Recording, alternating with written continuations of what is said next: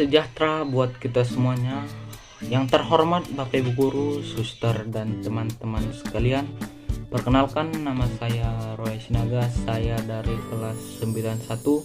Pada kesempatan kali ini, saya akan menceritakan tentang perjalanan hidup pelindung sekolah kita, yaitu Santo Fransiskus.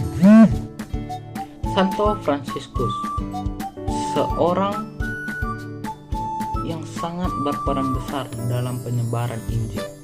Santo Fransiskus lahir di Italia pada tanggal 5 Juli 1182.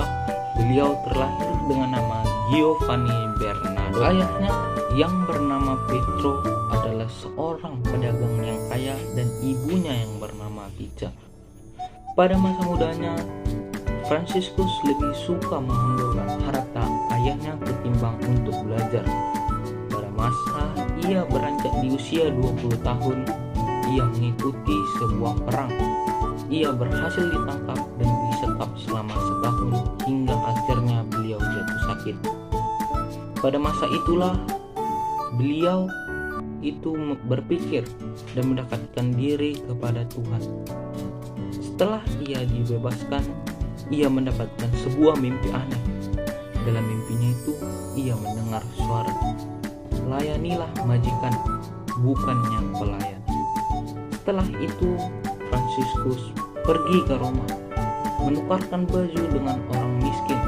Setelah itu, ia seharian mengemis dan hasilnya itu ia sumbangkan ke dalam kota untuk persembahan kepada orang-orang miskin yang berada di kubur para rasul.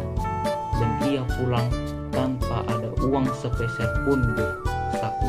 Suatu hari ketika Santo Fransiskus berdoa di gereja Santo Damiano, ia mendengar suara Tuhan. "Fransiskus, perbaikilah gerejaku yang hampir roboh." Fransiskus langsung melaksanakan itu. Ia kembali ke rumah, mengambil pakaian mahal milik ayahnya dan menjualnya. Mendengar itu, Pietro atau ayahnya menjadi sangat marah. Ia mengurung Fransiskus di dalam kamar. Fransiskus sangat beruntung.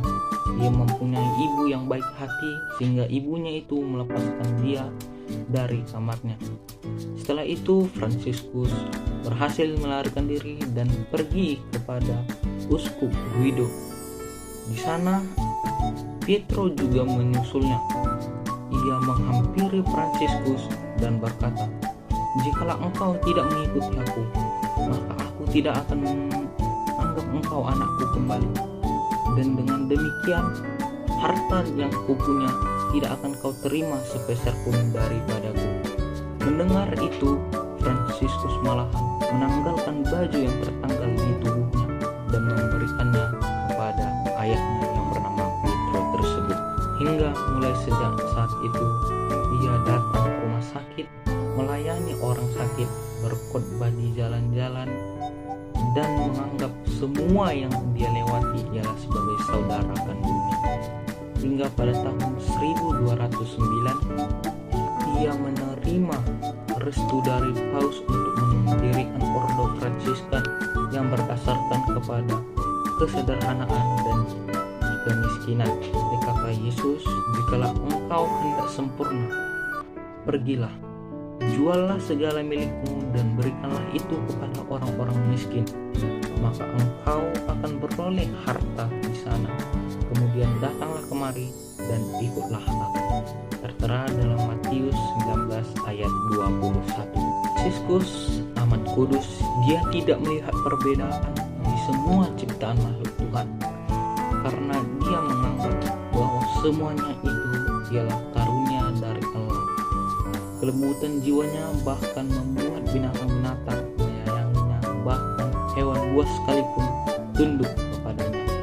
Hingga pada saatnya pelindung sekolah kita ini atau Santo Fransiskus wafat pada bulan Oktober 1226. Nah, jadi itulah tadi kisah dari perjalanan pelindung sekolah kita, yaitu Bapak Santo Fransiskus. Semoga kita bisa mengikuti teladan-teladan dan sikap-sikap serta perilaku yang dibuat oleh daripadanya. Dan kita juga itu harus berpikir bahwa harta atau kekayaan bukanlah kunci utama untuk dapat masuk ke surga. Sekian dari saya, Roy Sinaga. Terima kasih.